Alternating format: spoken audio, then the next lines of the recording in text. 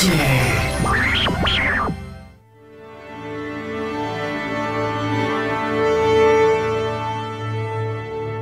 everybody, so earlier today, Sony announced a brand new model of PlayStation 3, the PlayStation 3 Slim, and I'm standing here with hardware editor Sarju Shah, and we're going to check it out for you. Sarju, take it away.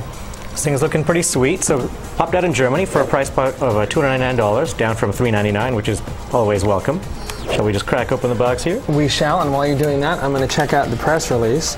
So it is going to be available in stores on September 1st in the North American, Europe, and PAL territories, and Asian countries and regions at a very attractive, well, their press release at a very attractive recommended retail price of $299 and £299 respectively.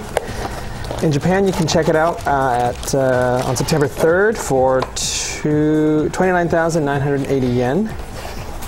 And the really cool thing for folks that can't wait is that starting tomorrow, all models of PlayStation 3 are going to be sliced down to $299 as well. So, all right, let's look at this thing, which Piece is de la resistance. It's tiny. Yes. Oh, there we are. And anybody that saw the leaked pictures, well, I guess they were right. Boom. All right, let's get this. Let's get these guys side by side. It is considerably smaller. Yeah. Like half the height.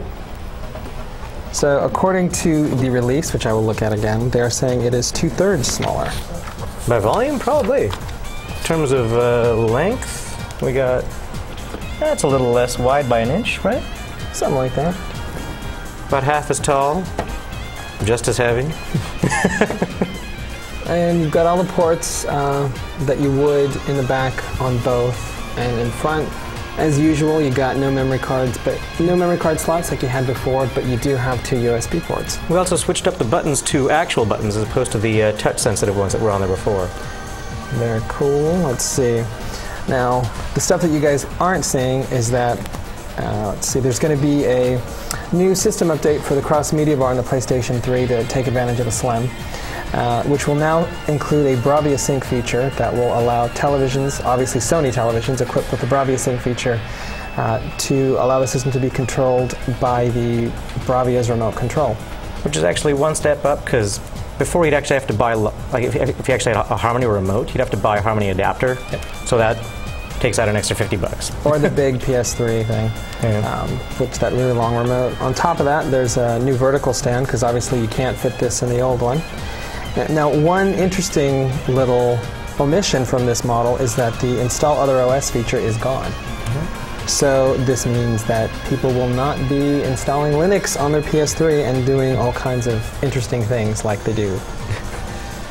Now, Sarge, do you see any place where anyone would get hard drive access? That was on this side before, and that's hiding. Interesting. Okay. Actually, there's no obvious point of entry.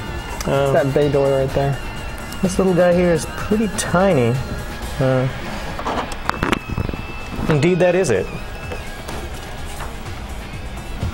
Very nice. It rotates out. There's a little screwdriver over there. Yeah. Pop it out just like the old one.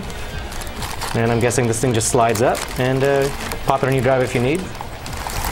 We're already up to a 120 in here, and you know, you can basically drag in a regular laptop drive for maybe like another $100. You're up to like 500 gig. Everyone's happy. Very cool. And then what folks didn't see is that inside the box you get your standard USB cable and controller. Black.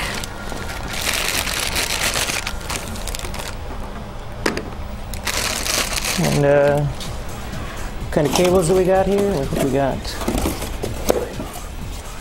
Do you? There we go. Here we are. The usual AV cables, power cable, and USB cable. Nothing too surprising. Fairly standard.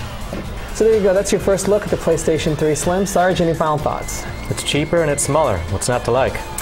Pretty much. So we're going to be putting this thing through its paces. Be sure and check back on the site for a feature and for a bunch of video. Until then, we'll see you soon.